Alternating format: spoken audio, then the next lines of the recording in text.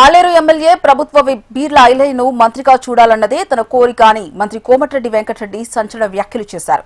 ఈసారి అవకాశం రాకపోయినా వచ్చే మంత్రివర్గం విస్తరణలో ఆయన ఐలయ్యకు మంత్రి పదవి వచ్చేలా పోరాడతారని స్పష్టం చేశారు. తనకు పదవులపై ఎలాంటి ఆశ లేదని, జీవితాంతం పదవుల్లో కొనసాగాలనే ఉద్దేశం లేదని అన్నారు. యువ నాయకులకు అవకాశాలు ఇవ్వాలన్నదే తన లక్ష్యమని మంత్రి కోమటిరెడ్డి వెంకటరెడ్డి తెలిపారు. మాజీ సీఎం కేసీఆర్ తన నియోజకవర్గంలో 50 టీఎంసీల సామర్థ్యంతో ప్రాజెక్టులు, 15 టీఎంసీల కొండపోచమ్మ సాగర్ నిర్మించారని, కానీ బస్వాపూర్, గంధమల్ల ప్రాజెక్టులకు ₹1 కూడా ఇవ్వలేదని విమర్శించారు. ప్రజల పాపమే కేసీఆర్ ను ఫామ్ హౌస్ కి పరిమితం చేసిందని వ్యాఖ్యానించారు.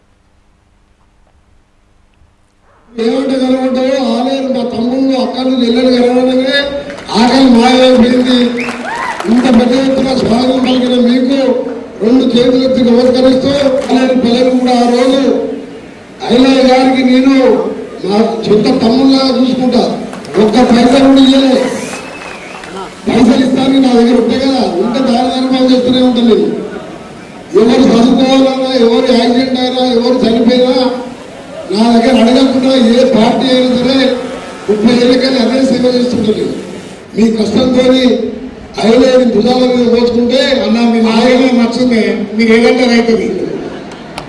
మీరు ఆయన మంచితనం చూసిన, కరోనా సమయంలో చూసిన, కరోనా రాకముందు చూసిన, అధికార పార్టీ ఎమ్మెల్యే చూసిన, ఒకసారి సీఎం గారు రేవంత్ రెడ్డి గారు మేమిద్దరం ఉంటే నా ఐలయ్య గిఫ్ట్ అంటే 10 నిమిషాల్లో ఆర్డర్ ఇచ్చింది. విప్పు 1 నిమిషం ఏం ఆలోచించలే, ఇట్లా విప్పున్నా ఓకే ఆయన అంటే 10 నిమిషాలు కాదు, 5 సెకండ్లు కూడా ఆలోచించలేదు. తప్పకుండా ఇదే మద్దతు ఆయన ఏ విధంగా విప్ అయినా సర్పంచ్ ఉన్నప్పుడు, పాల సంఘం చైర్మన్ ఉన్నప్పుడు ఎట్లుండో ఇప్పటికట్టే ఉన్నాడు. అన్న అంటాడు, చెల్లె అంటాడు, అక్క అంటాడు. ఈరోజు నేను మొదటిసారి 30 ఏళ్ల కింద ఎమ్మెల్యే గెలిచినప్పుడు ఎట్లున్నాడో ఐలయ్య చూస్తే మరో వెంకరెడ్డి గారు లాగా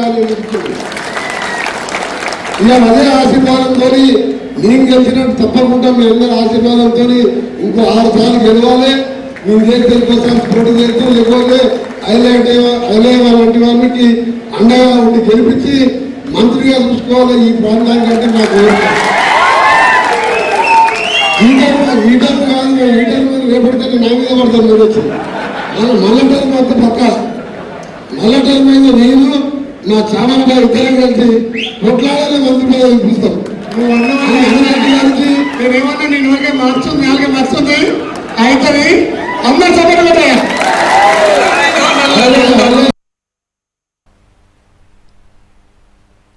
రేవంత్ రెడ్డిలో అధికారం కోల్పోతున్నామని ఫ్రస్ట్రేషన్ కనిపిస్తోందని, అందుకే ప్రతిపక్షాల రక్తం పారించాలంటూ హింసను ప్రోత్సహించేలా మాట్లాడుతున్నారని మాజీ మంత్రి హరీష్ రావు ఫైర్ అయ్యారు. సీఎం మాటలు వింటే ఆయనలో ఒక సైకో కనిపిస్తున్నారని అన్నారు. హిట్లర్ తనకు ఆదర్శమని ఇప్పటికే చెప్పుకున్న రేవంత్ రెడ్డి వద్ద చెప్పడానికి విషయం లేకనే బూతులు దిగుతున్నాడని మండిపడ్డారు. పొలాల్లో నీరు పాలించమంటే బూతులు పారిస్తున్నారని, మా రక్తం కావాలంటే తీసుకోకాని రైతులకు నీళ్లు ఇవ్వాలన్నారు.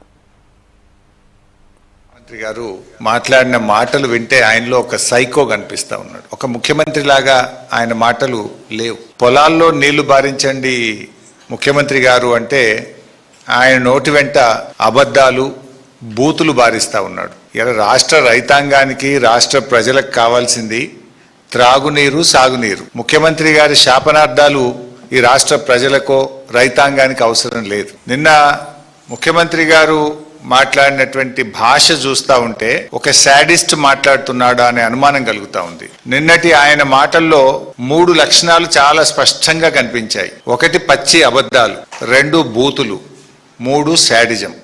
ఈ 3 చాలా స్పష్టంగా కనబడ్డాయి. సరే, ఆయన బూతులతో మేము పోటీ పడలేము, ఆయనలాగా బూతులు మాట్లాడి మా క్యారెక్టర్ను మేము పొడగొట్టు తెలుసుకోలేదు. అంతకంటే ఆయన బూతులు మాట్లాడతానో, శాపనార్థాలు పెడతానో, జైల్లో పెడతా అని బెదిరింపులు చేస్తానో భయపడే లక్షణం మా ఇంటా వంట బీఆర్ఎస్ పార్టీలో ఏ గులాబీ సైనికుడికి, కార్యకర్తకు లేదు. నీళ్లు కావాలని మేము అడిగితే రక్తం కావాలని రేవంత్ రెడ్డి అంటుండు. సరే, నీకు రక్తం కావాలంటే ఇస్తాం, దానికి కూడా మేము వెనకాయటోళ్ళం ఏం కాదు.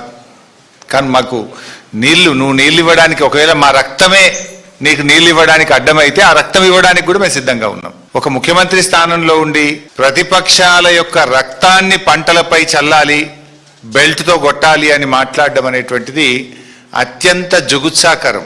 రేవంత్ రెడ్డి అందుకే హిట్లర్ తరహాలో ఒక హంతక భాష మాట్లాడుతూ ఉన్నాడు. కానీ ఒకటి మాత్రం నిజం, ఫైనల్ గా పాపం పండినాడు హిట్లర్ కు ఏ గతి పట్టిందో రేవంత్ రెడ్డి నీకు కూడా అదే గతి పడుతుంది. మాజీ మంత్రి హరీష్ రావుకు TPCC working president Jagga Reddy counter ఇచ్చారు. రక్తం చిందించే ధైర్యం హరీష్ రావుకు లేదని, హింసకు కేర్ ఆఫ్ అడ్రస్ కేసీఆర్ కుటుంబాన్ని విమర్శించారు. ఆత్మహత్యలు చేసుకునేలా రెచ్చగొట్టే స్వభావం హరీష్ రావుదన్నారు. మాట నిలబెట్టుకోవడం కాంగ్రెస్ సంస్కృతి అయితే మాట నిలబెట్టుకోలేని సంస్కృతి బీఆర్ఎస్దని అన్నారు. హరీష్ రావు రేవంత్ రెడ్డిని విమర్శించడాన్ని పనిగా పెట్టుకున్నారని మండిపడ్డారు. ఉద్యమ సమయంలో వారు ఇచ్చిన స్పీచ్లకు తెలంగాణ యువకులు బలయ్యారని, పెట్రోల్ పోసుకున్న హరీష్ రావు అగ్గిపెట్ట మర్చిపోయారని ఎద్దేవా చేశారు. హరీష్ సాహసమేంటో కాంగ్రెస్ కు తెలుసన్నారు. మేము ఒక మాట అంటే మాట నిలబెట్టుకోవడము, ఒక మాట అంటే మాటకు ముందుకు పోవడము, లేదా ఇది కాంగ్రెస్ యొక్క సంస్కృతి, రాజకీయ సంస్కృతి. ఇది హరీష్ రావు రాజకీయ వాళ్ళ సంస్కృతి ఏంటంటే వాళ్ళు ఏది చెప్తే అది నిలబెట్టుకోరు. వాళ్ళు తెలంగాణ ఉద్యమం peak peak peak peak time నడుస్తుంది. రాష్ట్ర విభజన జరగాలని అనేక మంది ఆత్మహత్యలు, యువకులు ఆత్మహత్య బలిదానాలు అవుతున్నారు. అప్పుడు ఆ సందర్భంలో ఆయనకి ఏమనిపించిందో హరీష్ రావు గారికి, అరే అందరూ చేస్తున్నారు, నేను కూడా పెట్రోల్ పోసుకొని ఏదైనా ట్రై చేస్తామని ట్రై చేశాను. పెట్రోల్ పోసుకున్నాడు, పుల్లెడవి ఎక్కడని అడుగుతుండే అందరు. పెట్రోల్ బంక్ నుంచి పెట్రోల్ తెప్పించుకున్న హరీష్ రావు గారు పుల్లెడవి తెచ్చుకోవాలనే ఒక ఆలోచన ఉండదా? ఎట్లయితే పెట్రోల్ తెప్పించుకున్నాడు, పుల్లెడవి మర్చిపోయాడు, అట్లనే ఇవన్నీ డైలాగ్స్ హరీష్ రావు గారు రోజు అతను యాజ్ ఎక్స్ మాజీ ఇరిగేషన్ మంత్రిగా ముఖ్యమంత్రి రేవంత్ రెడ్డి గారు తెలంగాణ రైతుల ప్రజల కోసం వాళ్ళు చేసిన తప్పులను ఎండగట్టే క్రమంలో ఉత్తమ్ రెడ్డి గారు వీళ్ళిద్దరు రోజు అధికారికంగా ప్రజలకు చెప్పే ప్రయత్నం చేస్తున్న క్రమంలో దాన్ని డైవర్షన్ చేసుకోవడానికి, అందులో నుంచి తప్పించుకోవడానికి హరీష్ రావు గారు ఈ కొత్త ఆయన ధైర్యం ఏంది, ఆయన సాహసం ఏంది అనేది కాంగ్రెస్ పార్టీకి తెలుసు, తెలంగాణ ప్రజలు కూడా తెలవాలని. ఇప్పుడు మీకు నచ్చిన వాళ్ళంతా సైకోల్ అంటే ఎట్లయితుంది? హరీష్ రావు గారు ఈ రేవంత్ రెడ్డి గారిని ఏదోటి అనాలి, ఆయన రోజు ఏదో ముఖ్యమంత్రి రేవంత్ రెడ్డిని ఏదోటి అనాలి అని ఒక లైన్ తీసుకున్నట్టున్నాడు. ఇక ఆ లైన్లోనే కొత్త డైలాగులు, స్క్రిప్ట్లు తీసుకొచ్చి మీడియా ముందు చదువుతున్నాడు. ఇంతమించి హరీష్ రావు గురించి పెద్ద కౌంటర్, అది పెద్ద పసలేని కౌంటర్. అది రాష్ట్రంలో కల్వకుంట కుటుంబాన్ని జనం పట్టించుకోవడం లేదని ప్రభుత్వ విప్ అద్దంకి దయాకర్ అన్నారు. హరీష్ రావు చిల్లర మాటలు మాట్లాడుతున్నారని ఫైర్ అయ్యారు. బీఆర్ఎస్ నేతలు తెలంగాణ నీటి దొంగలని మండిపడ్డారు. రిటైర్డ్ ఇంజనీర్లు ఇచ్చిన రిపోర్టును కేసీఆర్ పక్కన పెట్టి మరీ కాళేశ్వరం ప్రాజెక్టును కట్టారని విమర్శించారు. 10 ఏళ్లు పట్టించుకోకుండా 3 నెలలు ఇరిగేషన్ ఇవ్వాలని హరీష్ రావు అడగడం సిగ్గుచేటన్నారు అద్దంకి. హరీష్ రావు నిజంగా కూడా ముఖ్యమంత్రి గారు అన్నట్టు నీకు మెదడు లేదురా బాబు. సొల్లుగా లెక్క, సుత్తిరావు అని పెట్టుకో ఫాల్తుగా. నీ ప్రెస్ మీట్ చూస్తుంటే ఏ విధంగా ఆవేశం వస్తుందో నాకు నేను చూసుకుంటూ వస్తున్నా. సిగ్గుందా ఏమైనా నీకు? నీటి దొంగలు, తెలంగాణ దొంగలు మీరు నీతులు చెప్తున్నారు ఈరోజు. అసలు మిమ్మల్ని కన్నేపల్లి పంప్ హౌస్ ను ఇటు చివరికి కట్టమని చెప్పింది ఎవడ్రా దరిద్రుడా? పంప్ హౌస్ అనేది నీటి నిల్వ ఉండే దగ్గర పెట్టుకుంటే నీళ్లు ఎత్తిపోస్తారు. ఊరి భాషలో చెప్పాలంటే ఫుట్బాల్ కాడ నీళ్లు ఉండాలి. ఫుట్బాల్ ఏడు ఉంటుందో ఆ నీళ్లు ఉండాలి. బాయి శాస్త్రం తెలిస్తే నీకు అర్థమవుతుంది. వ్యవసాయం చేసిందో లేదో తెలియదు. ఎక్కడ చివరికి అన్నారం బ్యారేజ్ దగ్గర ఒక పంప్ హౌస్. అసలు మీ ప్లాన్ ఇప్పుడు ఇంతకుముందు అంటున్నావు కదా, నువ్వు రిటైర్డ్ ఇంజనీర్లు చెప్పింది కూడా తప్పని అంటున్నావు కదా. రిటైర్డ్ ఇంజనీర్లు ఇచ్చిన రిపోర్ట్ ఎందుకు పక్కన పెట్టిండు మీ మామ? రిటైర్డ్ ఇంజనీర్లు ఇక్కడ వద్దు కాళేశ్వరం అనే ప్రాజెక్టు మేడిగడ్డ కాడ కట్టకండి అని చెప్తే ఇన్నడా మీ మామ? మళ్ళా వాళ్ళని ఇప్పుడు బెదిరించో నయాన భయాన చేసి కడ్డేపల్లి పంప్ హౌస్ నుంచి ఎత్తిపోయొచ్చండి. ఇప్పుడు బ్యారేజ్లో నీళ్లుంటేనే ఎత్తిపోస్తారు.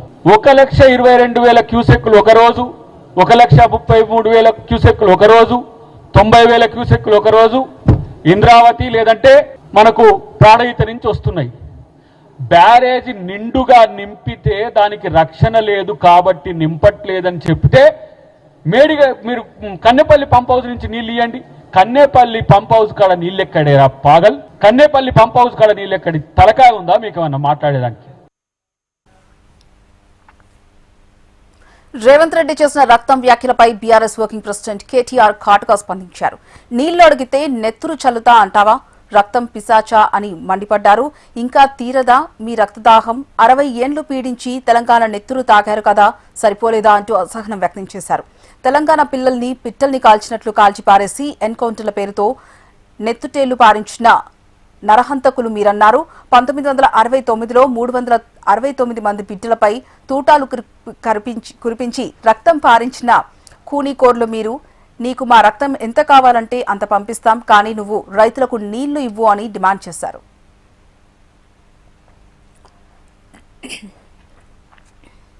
కాళేశ్వరం పునరుద్ధరణలో రాష్ట్ర ప్రభుత్వం విఫలమైందంటూ తెలంగాణ రాష్ట్ర బీజేపీ చీఫ్ రామచంద్రరావు ఆరోపించారు. దీనిపై సీఎం రేవంత్ రెడ్డికి ఆయన బహిరంగ లేఖ రాశారు. బ్యారేజీలను పునరుద్ధరణ పనులను కాంగ్రెస్ సర్కార్ గాలికి వదిలేసిందన్నారు. ఎన్డీఎస్ఏ సిఫార్సులను సకాలంలో అమలు చేయకపోవడం వల్లే రైతులకు ఈ దుస్థితి వచ్చిందన్నారు. ఎన్డీఎస్ఏ ఇచ్చిన నివేదికను అడ్డుపెట్టుకుని సీఎం రేవంత్ ప్రజలను తప్పుదోవ పట్టిస్తున్నారని, మేడిగడ్డలో నీటిని నిల్వ చేయకుండానే కన్నపల్లి పంప్ హౌస్ దగ్గర నీటిని ఎత్తిపోయొచ్చని రామచంద్రరావు తెలిపారు. ఇప్పటికైనా సీఎం రేవంత్ రెడ్డి రాజకీయాలు పక్కన పెట్టి ప్రజల కోసం కాళేశ్వరం నీటిని వినియోగంలోకి తీసుకురావాలని లేఖ ద్వారా విజ్ఞప్తి చేశారు. ప్రభుత్వ అసమర్థత వల్ల రైతులు నష్టపోతున్నారని, కరువు కాలంలో గోదావరి నీటిని నష్టపోతున్నామని వాపోయారు. మేడిగడ్డ, అన్నారం, సుందిల్లా బ్యారేజ్లను త్వరలో పునరుద్ధరించాలని కోరారు.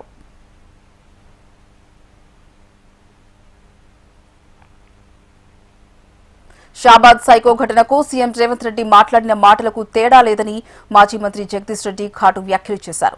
తెలంగాణ ప్రయోజనాల కోసం ప్రభుత్వాన్ని ప్రశ్నిస్తే రిటైర్డ్ ఇంజనీర్లను జైల్లో పెడతా అని సీఎం బెదిరిస్తున్నారన్నారు.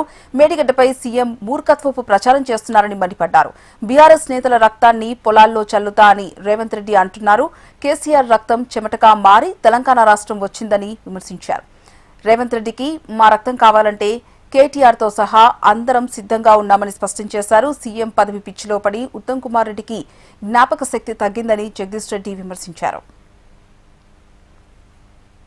షాబాదులో వాడు దుర్మార్గుడు ఒక సైకో 6గురిని చంపేసిన సంఘటన ఎందుకో రెండు ఒకే సమయంలో యాదృచ్ఛికంగా జరిగినట్టు కనబడుతా ఉంది. కానీ అక్కడ వాడు చేసిన దానికి నిన్న ముఖ్యమంత్రి మాట్లాడిన దానికి పైసా కూడా తేడా లేదు.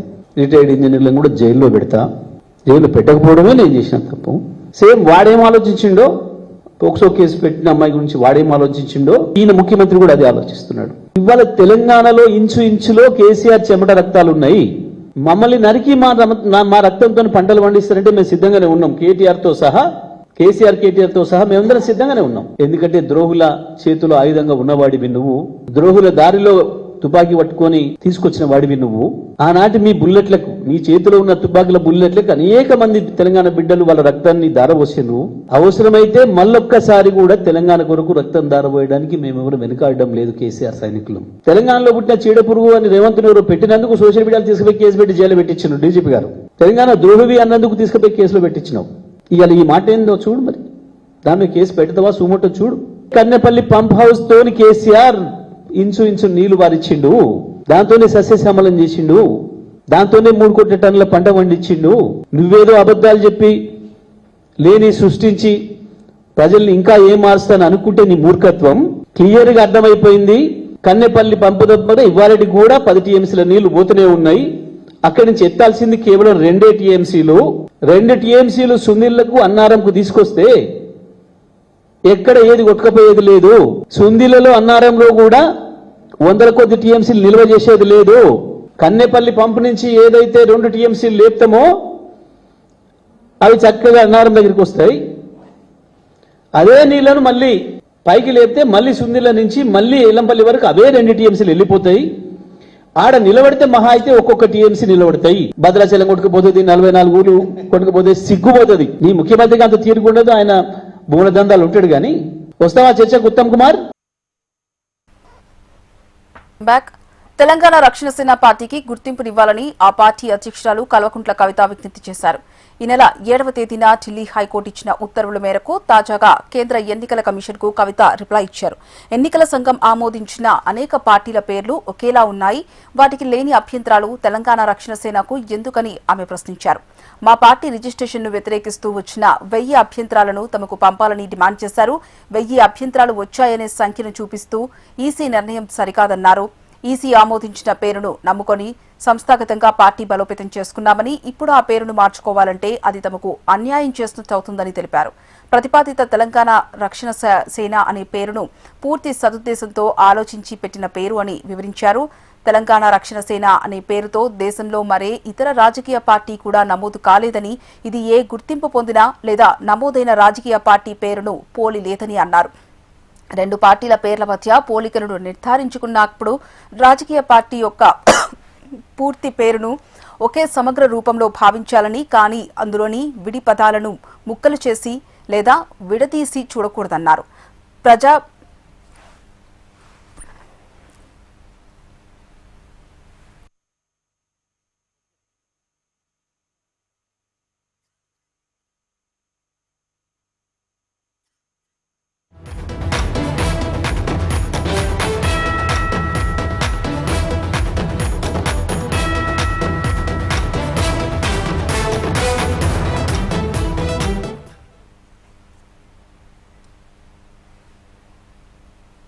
రానున్న 3 మున్సిపల్ కార్పొరేషన్ ఎన్నికల్లో బీజేపీ ఘన విజయం సాధిస్తుందని రాష్ట్ర అధ్యక్షుడు బీజేపీ రామచంద్రరావు అన్నారు.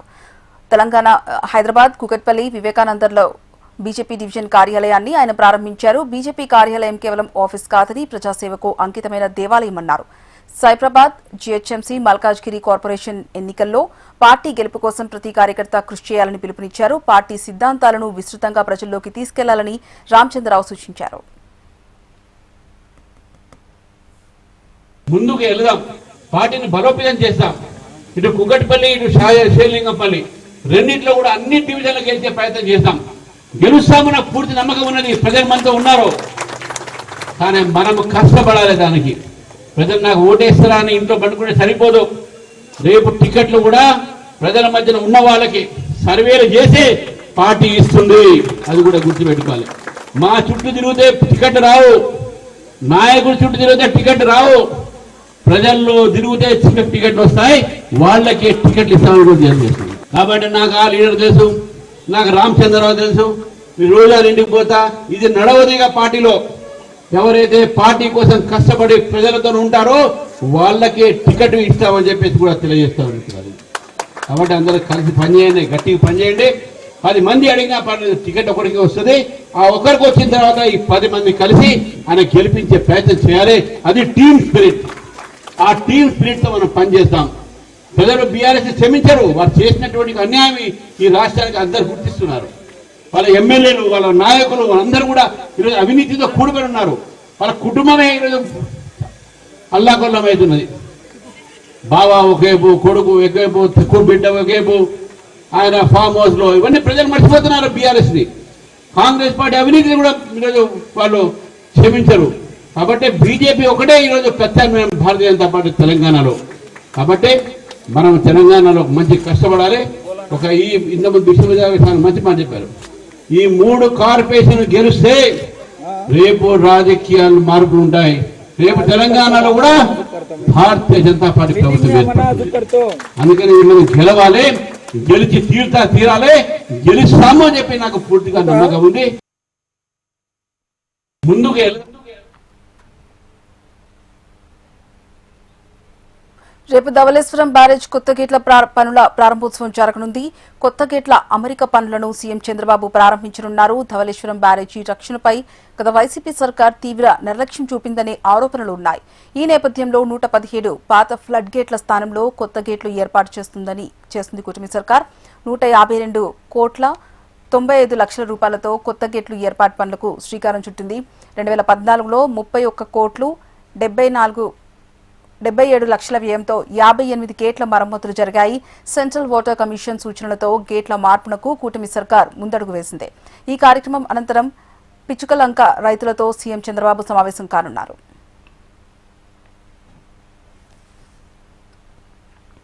సీఎం చంద్రబాబు ముంబై వెళ్లి డిప్యూటీ సీఎం పవన్ కళ్యాణ్ ను పరామర్శించారు. కుడిభుజానికి శస్త్రచికిత్స చేయించుకున్న పవన్ కళ్యాణ్ ప్రస్తుతం ముంబైలోని కోకిలాబెన్ ఆసుపత్రిలో చికిత్స పొందుతున్నారు. ఈ క్రమంలో చంద్రబాబు పవన్ కళ్యాణ్ ను కలిసి ఆయన ఆరోగ్య పరిస్థితిని అడిగి తెలుసుకున్నారు. పవన్ కళ్యాణ్ చాలా కాలంగా భుజం నొప్పితో ఇబ్బంది పడుతున్నారు. ఇటీవల ఎన్నికల ప్రచార సమయంలో కూడా తీవ్రమైన నొప్పిని భరిస్తూనే ఆయన కూటమి తరపున ప్రచారం నిర్వహించారు. ముంబైలోని కోకిలాబెన్ ఆసుపత్రిలో వైద్యుల బృందం పవన్ కళ్యాణ్ కు సుమారు 3.5 గంటల పాటు శస్త్రచికిత్సను విజయవంతంగా పూర్తి చేసింది. ఇటీవలే సైనస్ సమస్యకు కూడా ఆయన ఆపరేషన్ చేయించుకున్న విషయం తెలిసిందే. తాజాగా భుజం శస్త్రచికిత్స అనంతరం పవన్ కళ్యాణ్ కోలుకుంటున్నారు.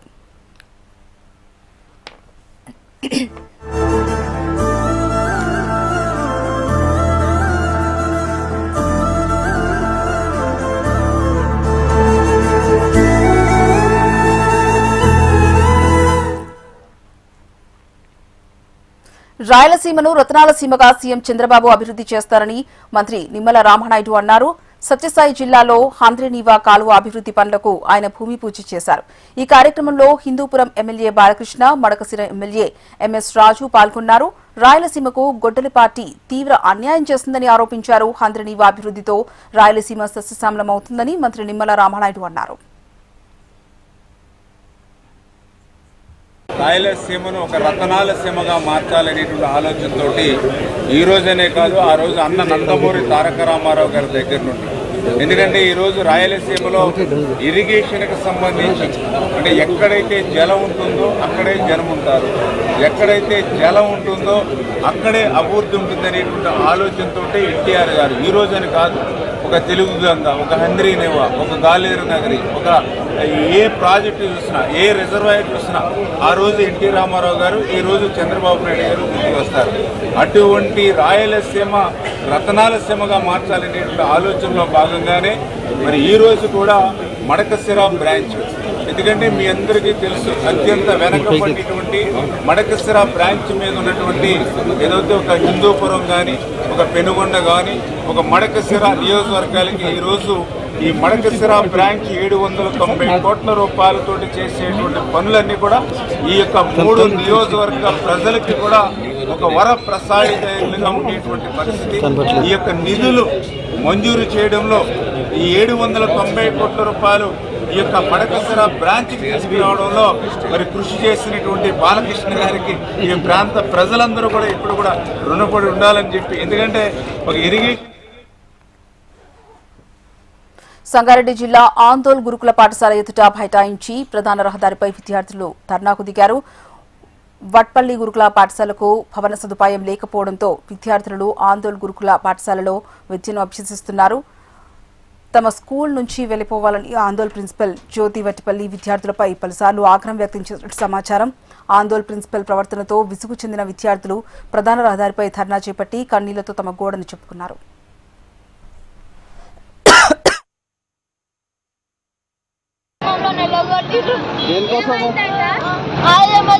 ఈరోజు ఎగ్జామ్ రాయడానికి వచ్చిండ్రు, వాళ్ళు ఎగ్జామ్ రాసి తగ్గమంలో కూర్చుని బయటనే మా పేరెంట్స్ వచ్చిన కొట్టిస్తలేరు, వాళ్ళని వెళ్ళగొట్టిండ్రు. మా అసలు టీచర్ ఎందుకు ఎలా కొట్టింది? దానికోసమేనా? 2 రూమ్లు ఇచ్చిండు, ఫస్ట్ 2 రూమ్లు ఇచ్చాను, మళ్ళీ 1 రూమ్ ఇచ్చిండు, మళ్ళీ 1 ఇచ్చిండు, డైనింగ్ హాల్